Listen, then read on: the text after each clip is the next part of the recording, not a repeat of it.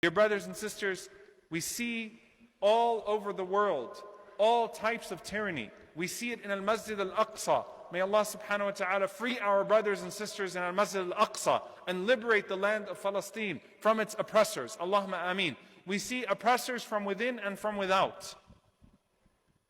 And every single one of us should be concerned with those forms of oppression today and should be dedicated to ending those forms of oppression today, and then transfer that into the end of oppression from within. At-takhallus min al-dhulm, to clear our homes, to clear our hearts, to clear our tongues from wronging people, and then to focus on joining the noble causes of people that are striving against the tyrants of the day, and to never forget what is happening there and my role in what is happening there, while at the same time not being disconnected from what is happening here.